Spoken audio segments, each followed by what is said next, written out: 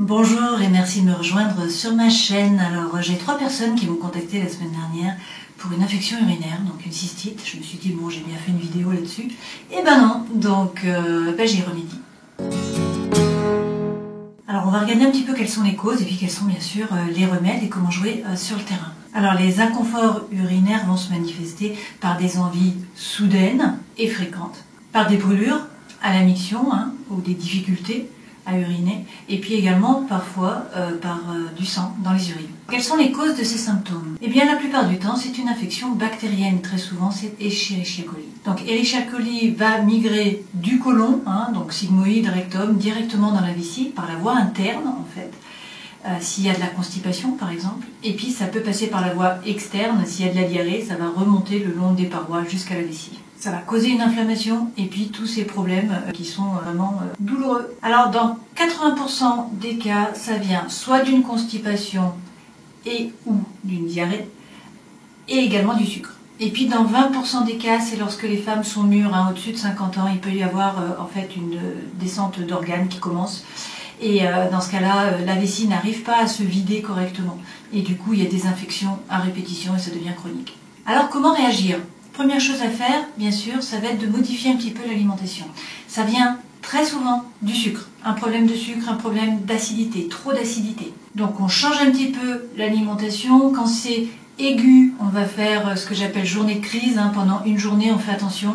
Donc on ne mange pas trop d'acidifiants, tout ce qui va être thé, café, alcool, cigarettes, on essaye de diminuer un petit peu. On diminue tous les sucres. On va essayer de ne pas manger de féculents ce jour-là, de ne pas manger de produits laitiers non plus. Donc j'ai fait une fiche journée de crise, si la fiche vous intéresse, écrivez-moi, je vous l'enverrai. Pensez également à modifier votre petit déjeuner. Si vous prenez du sucre au petit déjeuner, ça va amplifier tout ça. Donc lorsque ça ne va pas, prenez un petit déj protéiné avec des œufs, avec du bacon, avec du jambon. Voilà, vous allez prendre ça plutôt le matin et pas de sucre avant 11 heures. Attention, le pain est un sucre, c'est un sucre complexe. Donc essayez de faire un petit déjeuner sans pain pour voir si ça fonctionne pour vous. Et puis rajoutez du gras animal, donc du bon beurre. Du beurre qui n'est pas pasteurisé, qui est cru. Voilà, si vous voulez vraiment une tranche de pain, vous allez vous faire une petite tranche de pain et dessus vous mettez bien du beurre, ça va l'emballer, ça permettra qu'il n'y ait pas de pic comme ça de glycémie, un pic de glucose important. Donc un petit déj protéiné le matin et vous augmentez les gras. Donc à la fois les gras animal, la graisse animale, voilà, et puis aussi le gras végétal. Donc là les bonnes huiles, les oméga 3. Les huiles de lin, noix, colza, chanvre, cameline. Vous pouvez partir aussi sur tout ce qui est graisse originelle. Donc là, on va avoir tout ce qui est coco, le lait de coco, l'huile de coco, le beurre, la graisse d'oie, le saindoux, toutes ces choses-là qui sont des graisses originelles qui vont permettre en fait d'apporter du cholestérol. Les hormones, si on regarde la cascade hormonale, part du cholestérol. Qu'est-ce qui amène le cholestérol? C'est le bon gras, le gras animal, qui est nécessaire en fait au corps pour pouvoir faire les hormones. Au plus vous allez monter le gras dans votre alimentation, au moins vous aurez des fringales, des envies de sucre. Donc ça, il faut y penser. Donc quand c'est en aigu, vous faites attention pendant une journée. Quand c'est chronique, il va falloir modifier un petit peu l'alimentation pendant un certain temps pour réussir à modifier le terrain. Comment réagit-on dès les premiers symptômes? Déjà, on commence par boire. Il faut beaucoup boire. Donc, vous remplissez une bouteille d'eau, vous y allez. Toutes les heures, il vous faut la bouteille d'eau. Toutes les 5 minutes, vous prenez un zip, vous prenez une gorgée d'eau. Il faut réussir à boire pour réussir à diluer et à faire sortir cette infection. Ensuite, bien sûr, vous prenez l'argile. Alors, j'ai déjà fait une vidéo sur l'argile. Je vous propose de la regarder si vous ne connaissez pas. Vous prenez de la poudre d'argile. Donc c'est de l'ultra fine ou de l'ultra ventilé. Vous allez prendre une cuillère, vous mettez l'argile dans un petit peu d'eau, vous attendez 5 minutes, pas plus, puisqu'on est en aigu. Voilà, donc vous attendez 5 minutes et ensuite vous touillez. Vous touillez avec du bois ou avec votre doigt ou avec un plastique, mais pas avec du métal, puisque c'est chargé différemment que l'argile et ça va lui enlever ses propriétés. Vous buvez tout de suite.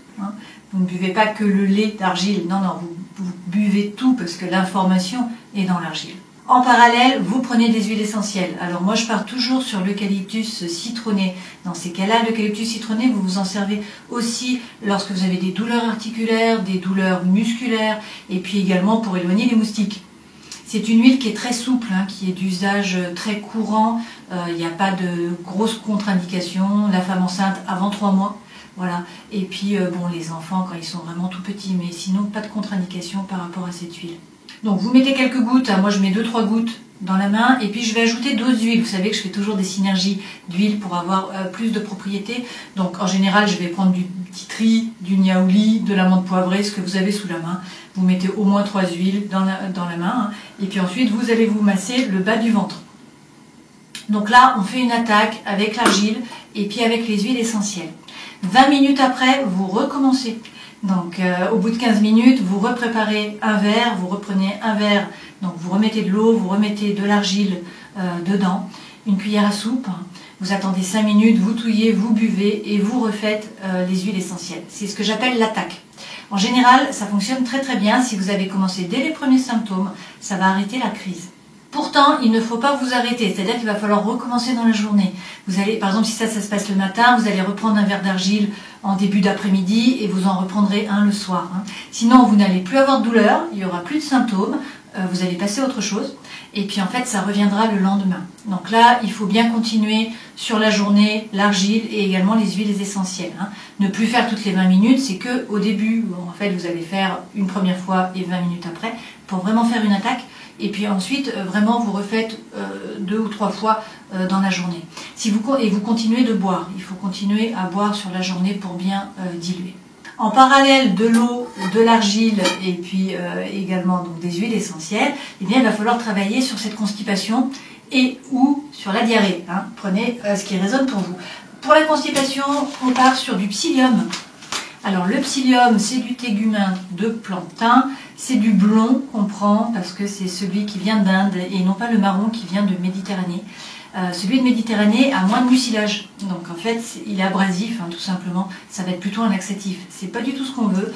Là ce qu'on veut c'est que ça gonfle et que ça fasse un balai mécanique dans les intestins pour bien tout nettoyer. J'ai fait une vidéo sur le psyllium, donc regardez-la si vous êtes intéressé par le psyllium. C'est une poudre. Alors attention à ne pas acheter de la poudre, parce que là, moi j'arrive pas du tout à la prendre. Il faut vraiment que ça soit le tégumin du psyllium, comme ceci, en blond. Le psyllium, vous le trouvez en parapharmacie, vous le trouvez en magasin bio, vous le trouvez aussi là chez Copmed. Je vous mets un bon de réduction de 5% chez Copmed. Pour ceux qui ont du mal à prendre de la poudre, parce qu'il va falloir la diluer et boire beaucoup d'eau, il existe aussi le triphala. Alors le triphala, c'est ayurvédique. Tri, ça veut dire 3. Phala, c'est les fruits. Donc c'est composé de 3 fruits. Ça va agir vraiment à la fois sur les intestins, sur le foie, sur la digestion. Et ça permet de remettre le transit en fonctionnement. C'est des gélules, donc ça peut être plus facile à prendre. Les gélules existent également pour le psyllium. Attention à bien acheter du psyllium blond, que ce soit du psyllium blond qui soit dans les gélules et pas du psyllium marron, parce qu'on ne veut absolument pas un laxatif, c'est pas ce qu'on veut. Donc là, il y a de l'amla, de l'aritaki et du bibitaki. Si vous préférez le liquide, certaines personnes ne veulent pas ni de la poudre, ni des gélules. Dans ce cas-là, je vous conseille le pianto. Alors, le pianto, c'est quoi? Ça ressemble à de la sauce soja, c'est salé, c'est noir. Donc ça fait pareil que la sauce soja. Vous allez en mettre sur votre alimentation. Moi j'en mets dans le gazpacho. Je mets 2 cuillères à café dans le gazpacho. J'adore ça. Il ne faut pas le faire chauffer, mais par contre vous pouvez le mettre dans des aliments qui sont chauds. C'est une fermentation de légumes qui va permettre de réguler le transit, mais pas que. C'est vraiment un boost, ça va jouer sur l'équilibre nerveux, ça permet de reminéraliser, ça soutient le foie, ça maintient l'équilibre acido-basique, ça redonne de l'énergie, ça aide à la concentration et moi ça m'aide vraiment à dormir. Donc c'est un peu un produit miracle, je trouve, ce pianto, ça existe depuis très longtemps, ça a été fait après-guerre pour rebooster les gens, donc ça date de 1958 je crois.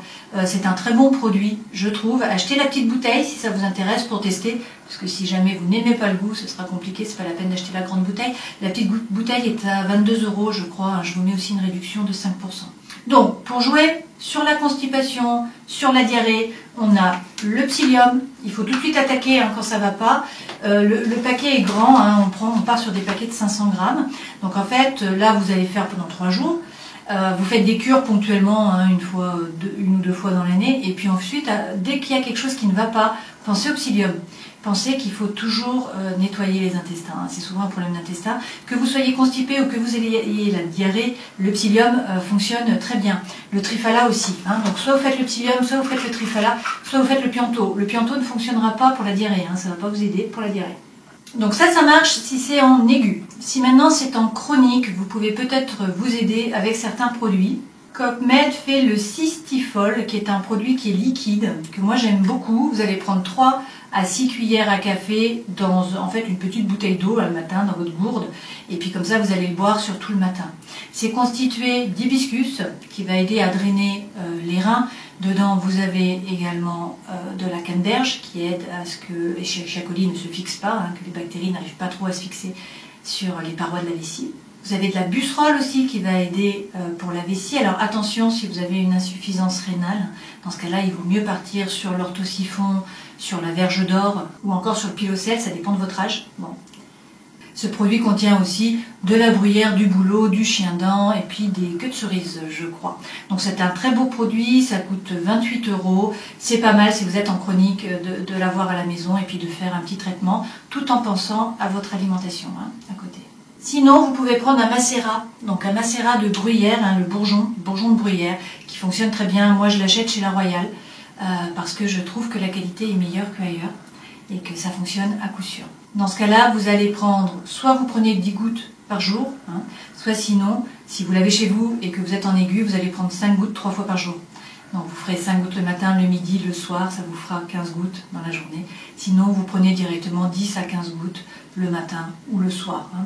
Toujours dans de l'eau, puisque l'information est apportée par l'eau. Hein. C'est vibratoire, c'est énergétique, les bourgeons. Donc ça représentait les 80% des cas. Dans 20% des cas, ce sont donc les femmes mûres qui sont concernées. Il peut y avoir une descente d'organes qui fait que la vessie n'arrive pas en fait à se libérer complètement. Donc une mauvaise évacuation qui va favoriser ces infections. Et puis aussi toujours un problème de constipation et ou de diarrhée. Hein. Donc il faut de toute façon réguler l'alimentation, diminuer les sucres, partir sur un petit déj protéiné et puis augmenter le gras. Pensez à augmenter le gras, les femmes en ont encore plus besoin que les hommes. Donc il faut vraiment que vous augmentiez le gras pour qu'il y ait bien en fait hein, sur la cascade des hormones, qu'on ait bien le cholestérol en haut et que donc les hormones puissent être faites correctement. Hein. On a la progestérone d'un côté, on a l'œstrogène de l'autre côté hein, et puis le cortisol sous la progestérone. Tout ça, ça part vraiment du cholestérol.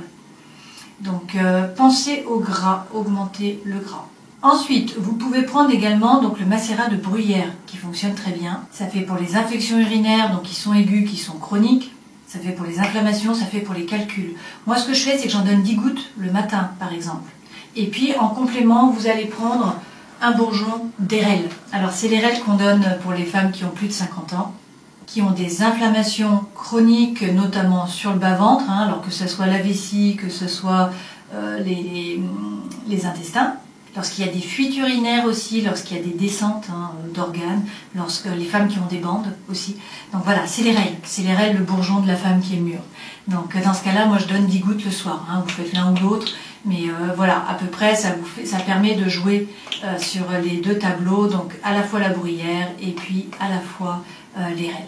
Pensez également bien sûr à la déminéralisation. Hein. Si les tissus ne tiennent pas, donc c'est pour ça que je vous dis qu'il faut augmenter les protéines et augmenter le gras pour réussir à refaire les tissus. Hein. C'est le tissu conjonctif en fait qui tombe, ça descend. Donc il faut rebooster tout ça. C'est avec des protéines, c'est avec du bon gras que ça se fait, c'est avec les graisses originelles qu'on réussit à remettre finalement à retendre hein, les tissus conjonctifs. C'est aussi avec la silice, hein. Il faut apporter de la lumière. Donc voilà, pensez à la déminéralisation, pensez à votre alimentation, augmentez les bons gras, apportez de la silice. Je ferai une vidéo sur la silice pour vous expliquer ce que vous pouvez prendre comme produit pour vous aider. Voilà, je vous souhaite le meilleur, prenez soin de vous, testez tout ça. Et puis n'hésitez pas à me laisser un commentaire ou à me poser des questions sous la vidéo. Au plaisir, à une prochaine fois. Ciao.